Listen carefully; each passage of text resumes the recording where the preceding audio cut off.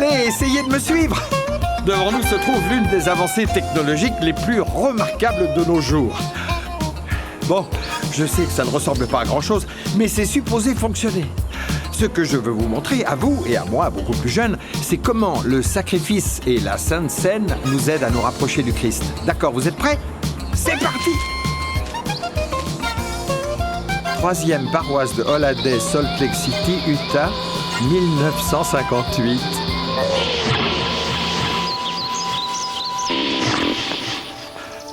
Oh, j'y suis.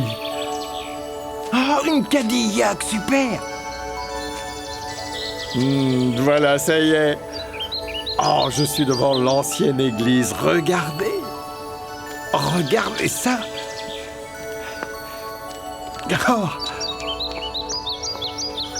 Sans blague. Ah. J'arrive pas à y croire, c'est bien moi. Cheveux en brosse et tout avec mon copain Phil.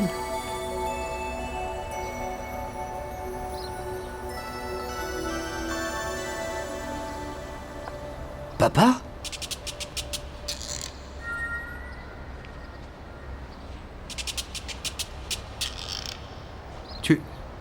Tu es... C'est moi, mais... tellement vieux. Salut Steve. Salut, Steve. Phil, est-ce que tu pourrais nous laisser une minute? Bien sûr, je te laisse te parler. À toi-même. Merci, Phil. Dis-moi, Steve, qu'est-ce que tu fais pour te préparer à la Sainte Seine aujourd'hui? Je mets de l'eau dans les plateaux. Tu t'es déjà demandé comment la loi du sacrifice préparait l'ancien Israël à la venue du Christ? Non. Je m'en doutais. Nous pouvons changer ça.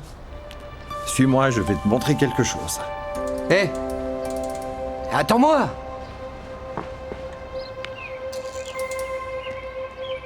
Ceci, mon jeune moi, est le dernier cri en matière de technologie de voyage dans le temps. Je sais, ça n'en a pas l'air du tout, mais attends de voir ce qu'il fait. Désert du Sinaï, 1450 avant Jésus-Christ. Wow, ça alors!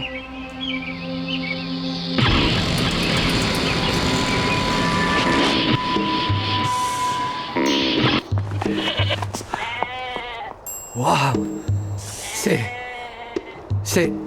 C'est super! Nous sommes ici pour faire une offrande, alors vas-y, choisis un mouton. Pourquoi pas celui-là? C'est une femelle. Et alors? Eh bien, le mouton est un symbole du Sauveur. Alors, qu'est-ce que tu dois rechercher, sachant ce que tu sais sur lui? Ça doit être un mâle. Oui, et quoi d'autre? Il doit être parfait. Mais comment sait-on à quoi ressemble le mouton parfait? Il doit être entièrement sans tache, ni défaut.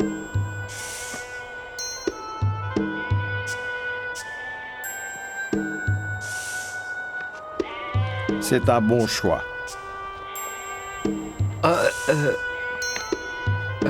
Est-ce que tu peux le payer?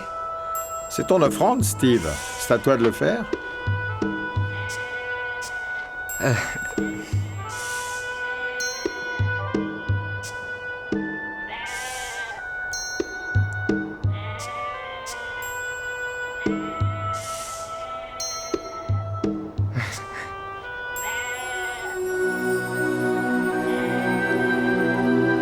Où allons-nous maintenant?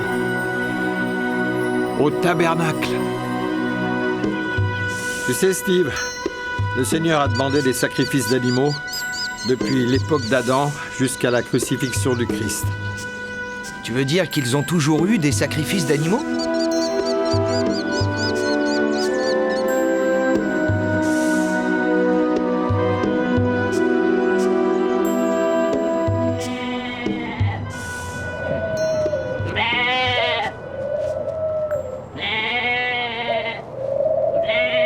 La première chose à faire, Steve, c'est de présenter l'agneau au prêtre.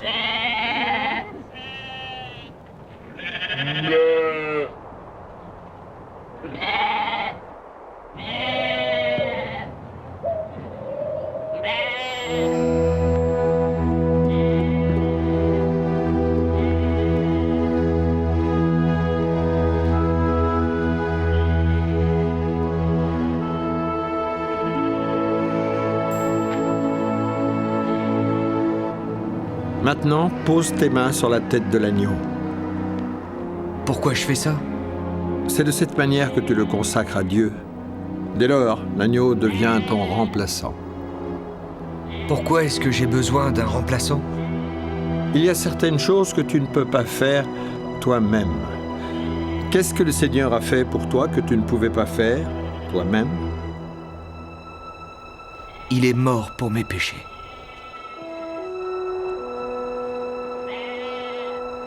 L'expiation était quelque chose que nous ne pouvions pas faire pour nous-mêmes. Nous avions besoin d'un sauveur pour nous remplacer.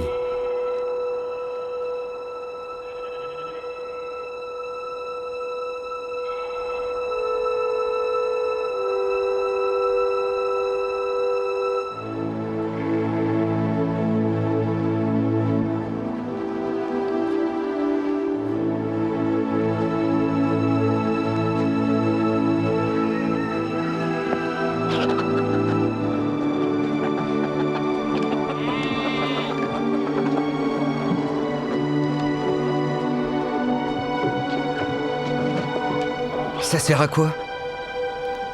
Tu dois tuer l'agneau, Steve. Pourquoi l'agneau doit-il mourir? Pourtant, il n'a rien fait de mal. Le sauveur non plus. Pourquoi le seul être parfait qui ait jamais vécu sur cette terre devait-il mourir? Pourquoi devait-il mourir? Seul un être parfait, comme le Sauveur, pouvait ainsi s'offrir en expiation parfaite. Ce n'est qu'en s'appuyant sur son offrande que nous pourrons être rendus parfaits. Il est mort pour satisfaire aux exigences de la justice afin de nous accorder la miséricorde. Et il l'a fait de son plein gré.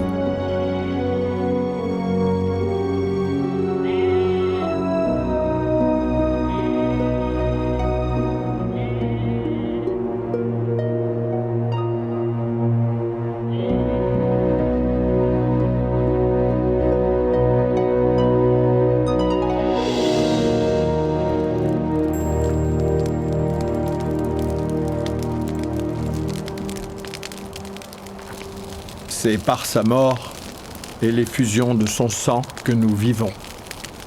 Je comprends.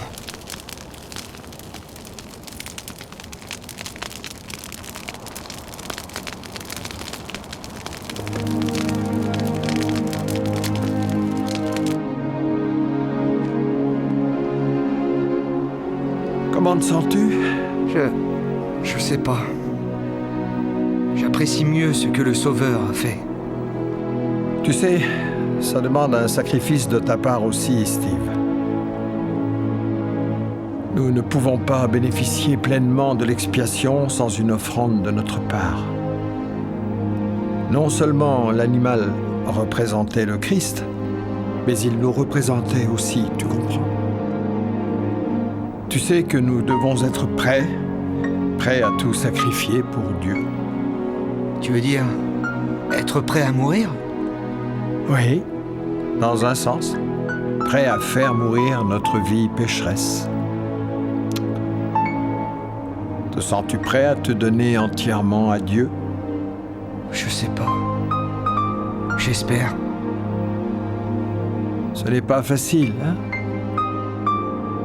Mais c'est ce que Dieu exige de nous. Steve, c'est notre partie du sacrifice.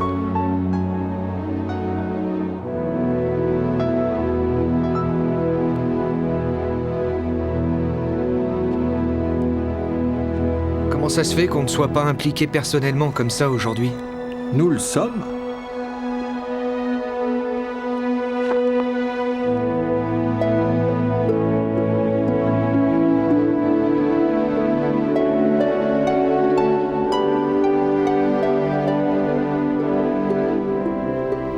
Je crois que je comprends.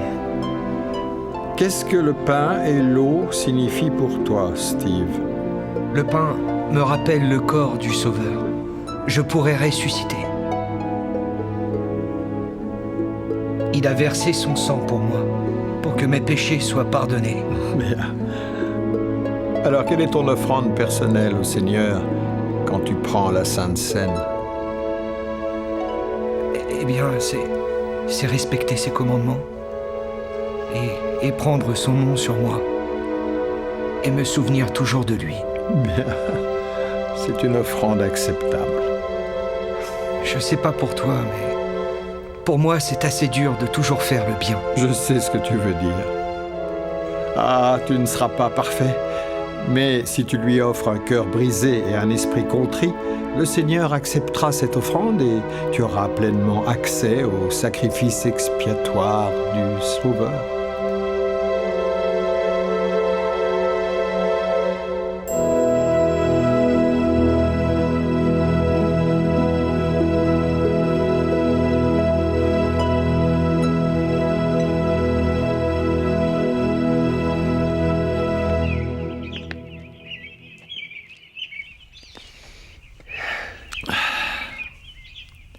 Merci. Je dois partir. C'était super. Oh, au fait, pas la peine d'inviter Michelle Brickman au bal. C'est vrai? Elle s'est mariée avec Phil. Oh. Et prend bien soin de moi.